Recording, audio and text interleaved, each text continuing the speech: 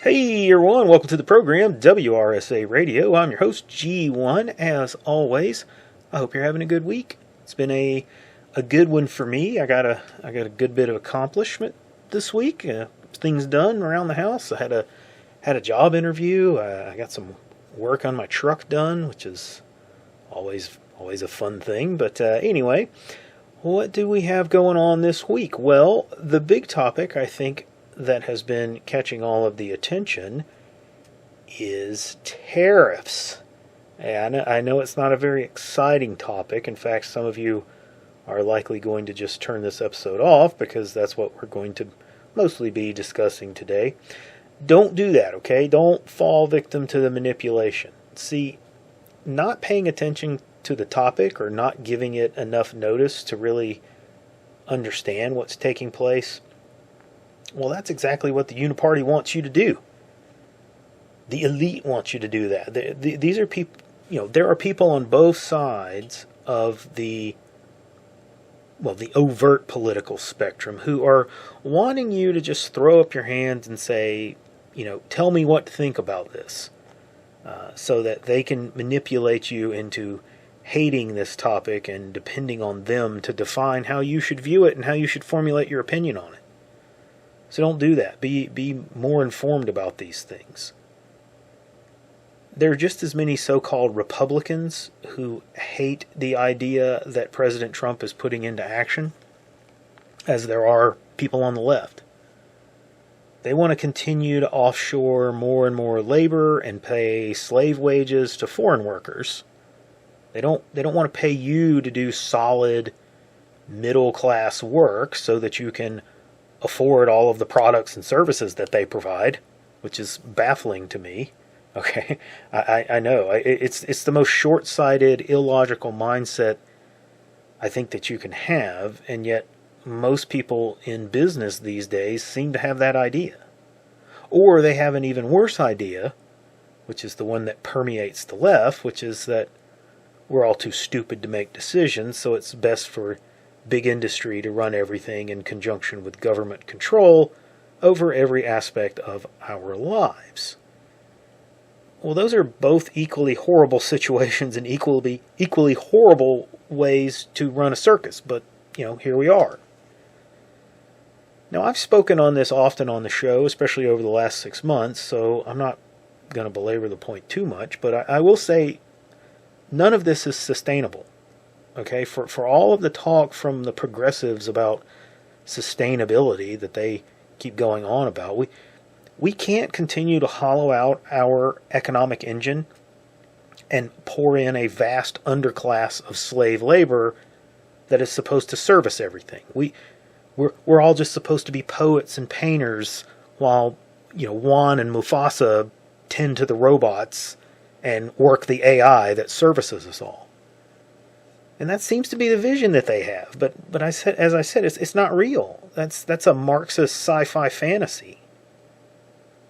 In reality, it's this dystopian hellhole. It's how civilizations collapse.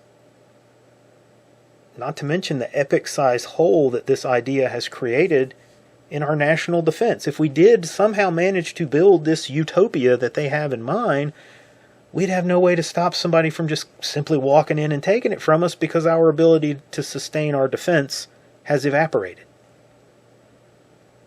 We've seen the doctrine and philosophy of our military, our ground forces, be literally set on fire in Ukraine. Our systems have taken a beating over there. Now, that's a deeper discussion that we've had on this show before, so we're not going to go get too sidetracked down that rabbit hole. I've often argued that it's not that simple and cut and dry, but for the sake of this discussion, let's at least say that the ideas that we developed during the 70s and put into practice in the 80s, and then stopped doing anything further with it in the 90s and the aughts, have proven to be fraught with holes and misconceptions. The idea, or the main idea of all of this, was that while the Eastern Bloc would build these vast numbers of armored vehicles, we in the West would focus on smaller numbers of technologically superior and capable systems that would outpace the East by a kill ratio of like 10 to 1. And our systems would prioritize crew survivability so that the real heart of the system would simply be able to get in a new vehicle or a new tank or new plane or what have you and go on about the mission. Well, I think we've seen that the systems do not get 10 to 1 kill ratios. In fact, they're struggling to get 2 to 1 or even kill ratios.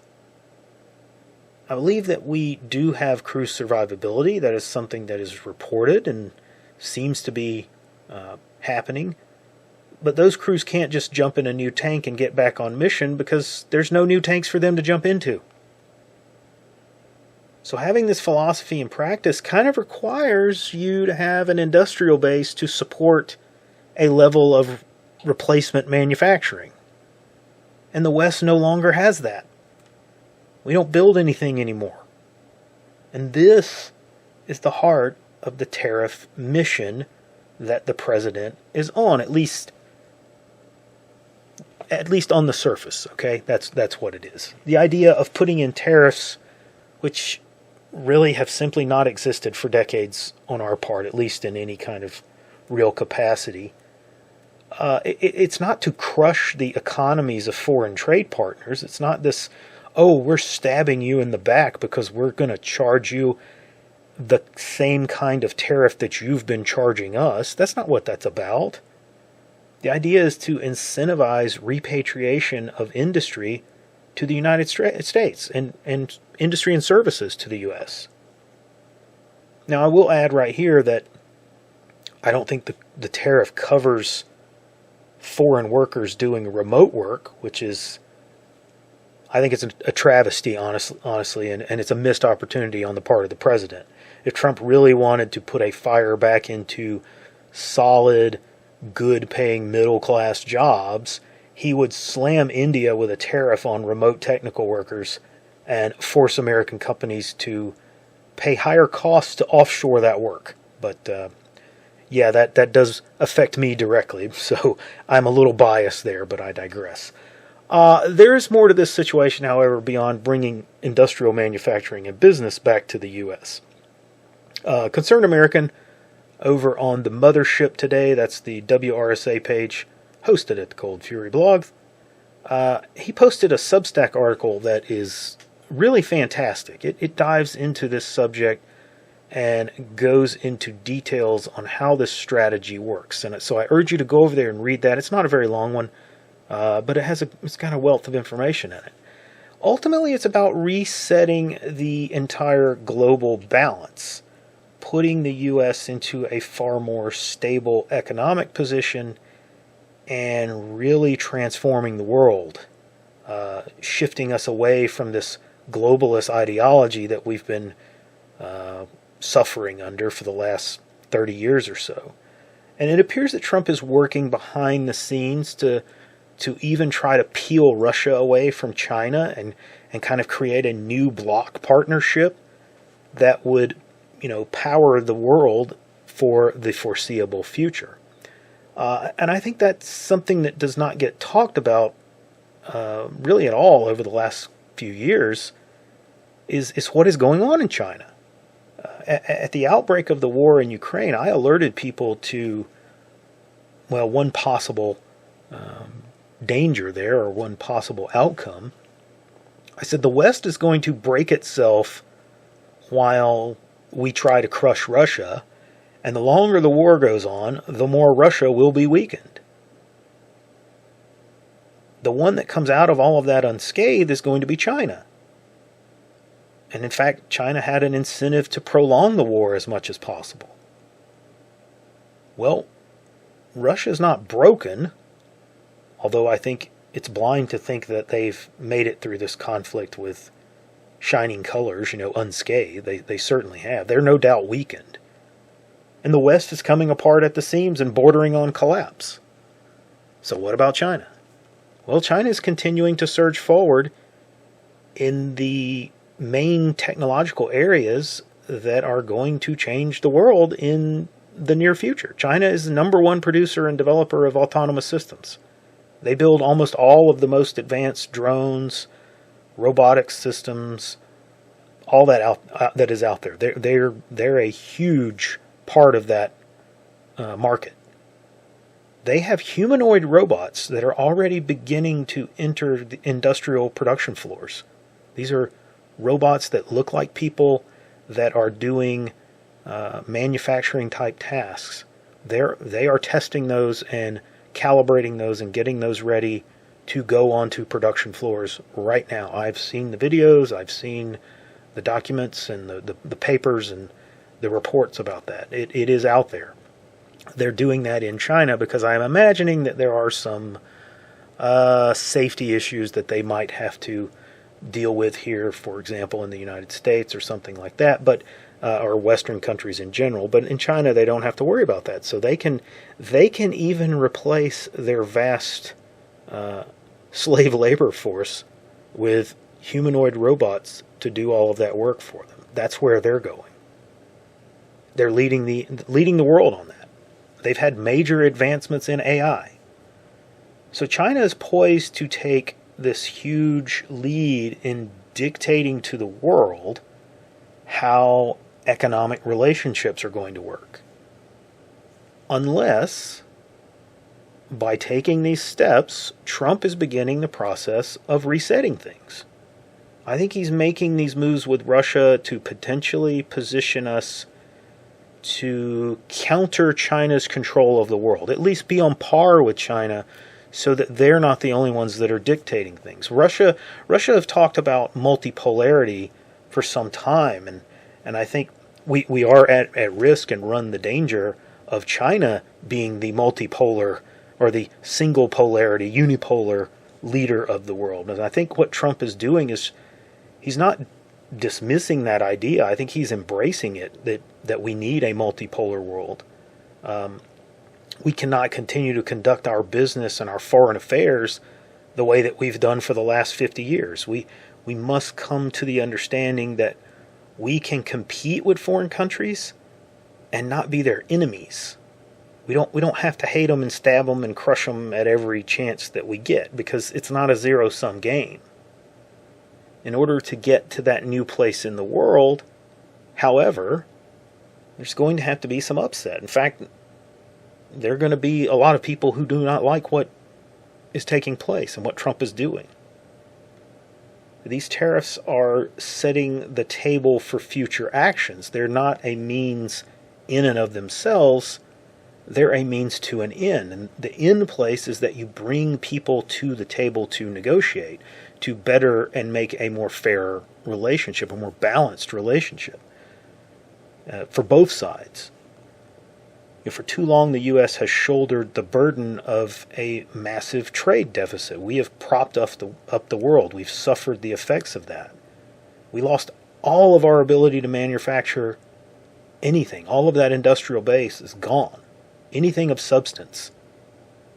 Just to maintain a grip on the status of world reserve currency. And this has allowed a group of people to position themselves as that global elite. They are a true breakaway civilization because they have no connection to anything. They're not loyal to a nation or loyal to an outcome. They're really not even loyal to a political ideology. They are maintained in this position by a hidden system of finance.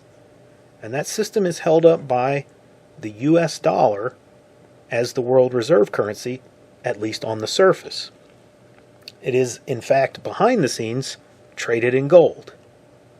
The dollar system allows for that hidden system to go unnoticed or covered for by the way we implement that system, by the way we take on the burden of inflation by just printing currency and shoveling it out there.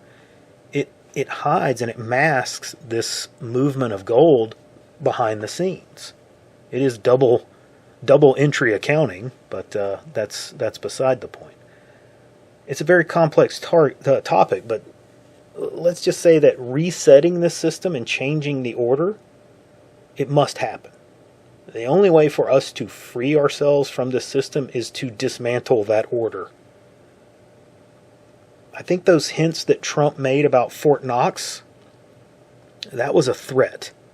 That was not something that he was going to actually do unless he needs to. He was just signaling, hey, I know what you're doing, and if you try to stop this, I'm going to rip off the Band-Aid and the chips are going to fall where they may. Dismantling this system is going to be painful, and it is very dangerous for all of us. Okay, these elites know that if the masses find out what they've been doing, that they will be lucky to have their bodies drugged through the street. They're not going to go quietly, but what Trump is trying to do is to tell them, you're going, but I'm willing to let you go quietly for the good of everybody involved. But this is not something that is going to happen quickly and simply. We look at things and say to ourselves, well, why don't we just do this? Why don't we just do that? It's, this is so simple. And I'm guilty of that myself. I think everybody does that. But sometimes if we take those rash actions, it's going to force the hand of the people involved, and that might lead to some very serious consequences for everybody down the road. The people are thinking that this tariff thing is a rash move, with all that being said. But Trump has been talking about tariffs for 30 years or more. This is something that it's got a lot of thought behind it, and there's a lot of calculation there. I think he and his people are fully aware of what is at stake here and how this is risky, but it's a risk that has to be taken. These people that we're dealing with are insane on a level that we've never really contemplated. And I think they're truly willing to kill every single person on earth in order to avoid giving up their position. So I think we have to give the president some space here and be willing to give him the benefit of the doubt that we may have to temporarily concede some things in order to accomplish a long-term goal. Now, that is not me saying, oh, just trust the plan, people. Just trust the plan. That's not it at all. Okay, I can see how somebody might think that. I reserve the right to change my opinion of that and say, nope, Trump's doing something stupid here. And I will be happy to call him out and say he's making a huge mistake on something. I don't think this is it, though. I think this is a needed and difficult course of action, but it's something that has to be done. But as I said earlier, I think he's making a mistake not implementing some kind of impact on remote foreign workers. I think he's made a mistake with Pam Bondi. I think he's making a mistake with the Epstein files, not putting those out there. So, I certainly don't have a problem holding the man accountable, or at least pointing out what I think are problems. He's not infallible, certainly not. I just believe that the stakes for this particular aspect of things really are everything. This is not just, this is not high stakes. This is all in. Okay, this is the whole thing, and it's the opening moves on the single biggest game of his presidency. So I have to respect that process and believe that he's put a lot of brain power into this because it needs to be done. But we shall see. Well, that is all I have time for this week. Like and subscribe. Come see us over on Gab, Nice Crew, and the Cold Fury blog. Last week I did forget to post to Nice Crew, so sorry, Nice Crew people.